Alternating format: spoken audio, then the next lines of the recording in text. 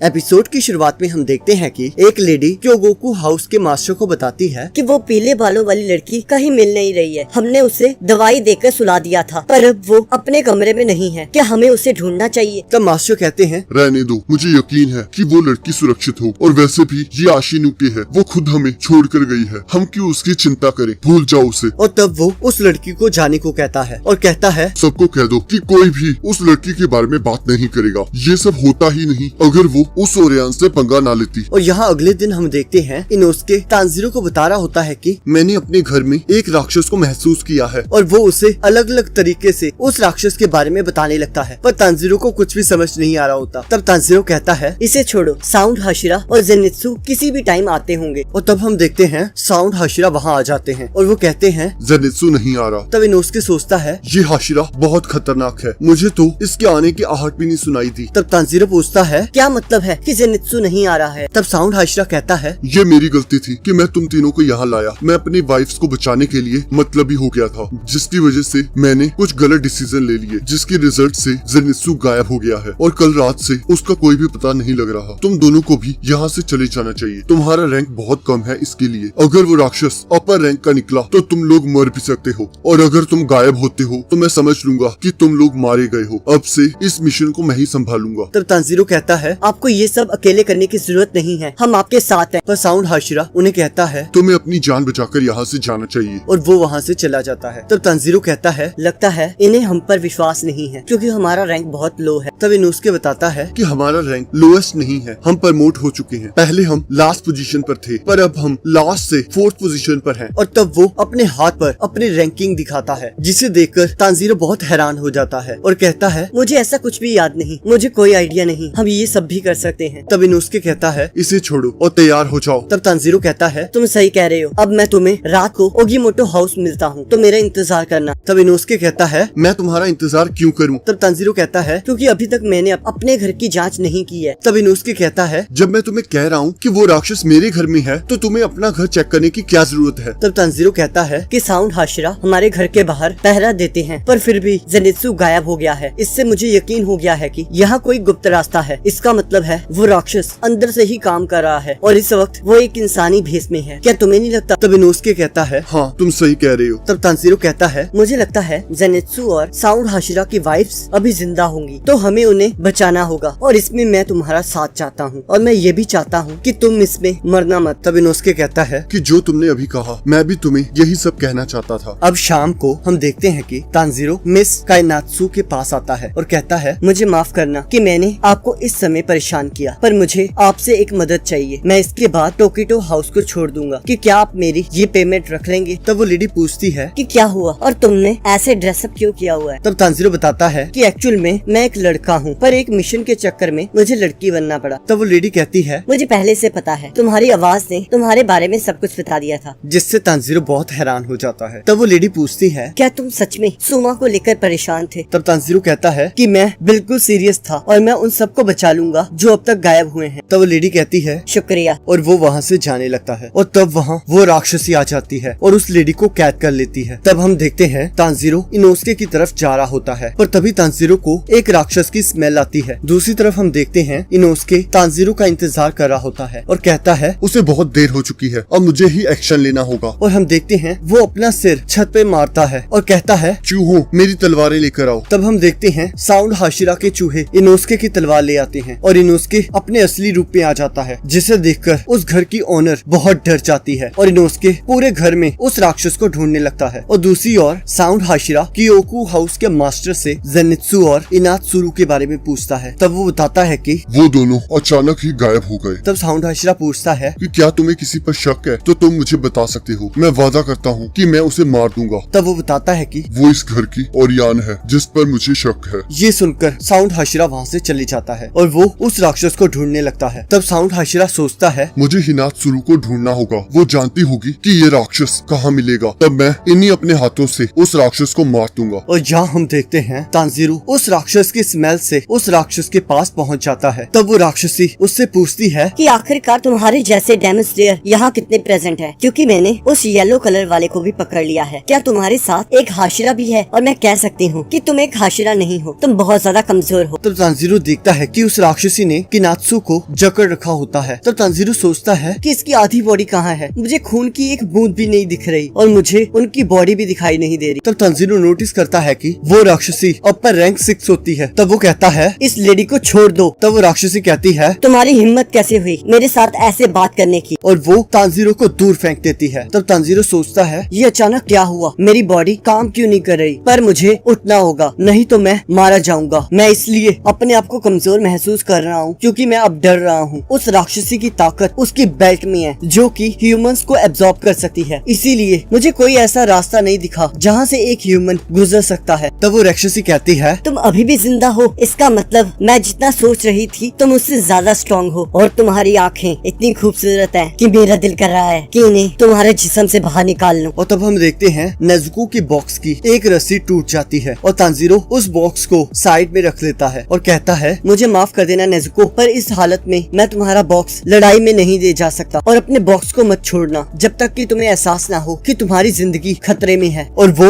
उस राक्षसी पर हमला कर देता है। तब वो राक्षसी देखती है तांजीरो ने बहुत सफाई से उसकी बेल्ट को काटा होता है। तब वो कहती है कि मैं बहुत इम्प्रेस हुई, तुम्हारा हवा में लड़ने का तरीका इतना भी बुरा नहीं है और तुमने बहुत ही अच्छी तरह कोएनात्सु को मेरी बेल्ट से अलग कर लिया। तब तांजीरो सोचता है अपर रैंक 6, क्या मैं साउंड हाशिरा, इनोस्के और जेनुत्सु के बिना इसे हरा सकता हूँ? क्या सच में मैं ये कर सकता हूँ? नहीं, ये मामला किंतु परंतु का नहीं है। अब मुझे अकेले ही इसे हराना होगा। और इसी के साथ एपिसोड खत्म हो जाता है। अब अगले एपिसोड का लिंक आपकी स्क्रीन पर आ रहा होगा, आप उस पर क्लिक करके अगले एपिसोड को देख सकते हो।